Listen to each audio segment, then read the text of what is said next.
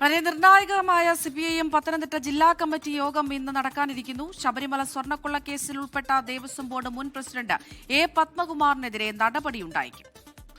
പത്മകുമാറിനെ പ്രാഥമിക അംഗത്വത്തിൽ നിന്ന് പുറത്താക്കുമെന്നാണ് വിവരം. പത്മകുമാറിനെതിരെ നടപടിയെടുക്കാൻ സംസ്ഥാന നേതൃത്വം നിർദ്ദേശം നൽകിയിരുന്നു. ഷിജോ കുര്യനുണ്ട് പത്തനംതിട്ടയിൽ നിന്ന് വിവരങ്ങളുമായി. ഷിജോ, പുറത്താക്കൽ അല്ലെങ്കിൽ സംഘടനാ നടപടിയിലേക്ക് പോയാൽ താൻ ചിലതൊക്കെ തുറന്നു പറയുമെന്ന സൂചന ഇന്നലെ പത്മകുമാർ നൽകിയിരുന്നു. അപ്പോ പത്മകുമാറിന്റെ ആത്മകഥയുടെ ക്ലൈമാക്സ് CPIM ജില്ലാ കമ്മിറ്റി അല്ലെങ്കിൽ CPM നേതൃത്വം രാഷ്ട്രീയ ജീവിതത്തിൽ ഒരു പുറത്താക്കലിലൂടെ ക്ലൈമാക്സ് എഴുതുമോ? ഗോകുൽ, അമൃത, അതിനാണ് ഏറ്റവും അധികം സാധ്യത കൽപ്പിക്കപ്പെടുന്നത്. ഏതൊക്കെ തരത്തിൽ പാർട്ടിയെ സമ്മർദ്ദത്തിലാക്കാനായി പത്മകുമാർ ശ്രമിച്ചാലും അതിന് വഴങ്ങേണ്ടതില്ല.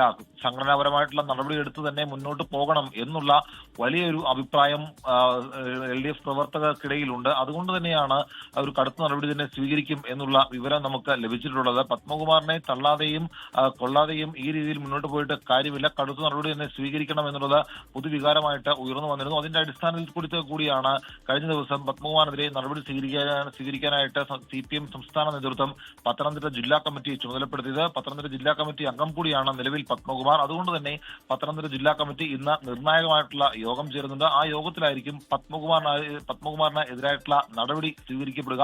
ഏറ്റവും അധികം സാധ്യത കൽപ്പിക്കപ്പെടുന്നത് പത്മകുമാറിനെ പ്രാഥമിക അംഗത്തിൽ നിന്ന് പുറത്താക്കുക എന്നുള്ളതാണ്. CPIM-നെ സംബന്ധിച്ചുകൊണ്ട് ഏറ്റവും കടുത്ത നടപടി എന്ന് പറയുന്നത് പാർട്ടിയുടെ പ്രാഥമിക അംഗത്തിൽ നിന്ന് ഒരംഗത്തെ പുറത്താക്കുക എന്നുള്ളതാണ്. CPM ആയിരിക്കും തന്നെ അദ്ദേഹം ദേവസ്വം ബോർഡ് പ്രസിഡന്റായിട്ടും പത്തനംതിട്ട ജില്ലയിൽ നിന്നുള്ള MLA-യുമായിട്ടൊക്കെ പ്രവർത്തിച്ച ആളാണ്. അങ്ങനെ ഒരാൾ ശബരിമല സ്വർണ്ണക്കൊള്ള കേസിൽ അറസ്റ്റിലാവുകയും 103 ദിവസം ജയിലിൽ കിടക്കുകയും ഒക്കെ ചെയ്തിരുന്നു.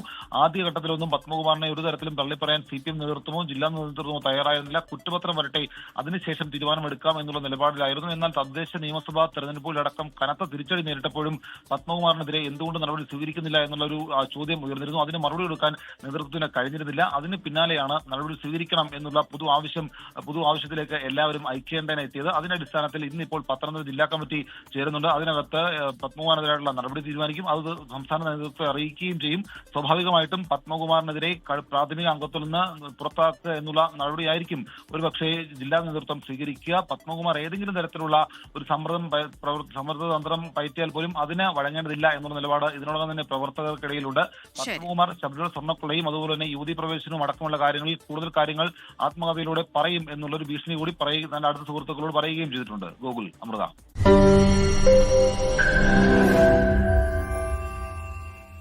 ലോകത്തെവിടെയായാലും ഏത് സമയത്തും 24 വാർത്തകളും ഓഗ്മെന്റഡ് റിയാലിറ്റി പാക്കേജുകളും എക്സ്പ്ലെയിനറുകളും വിശദമായി കാണാൻ ഞങ്ങളുടെ YouTube ചാനൽ നിങ്ങൾക്ക് സബ്സ്ക്രൈബ് ചെയ്യാം.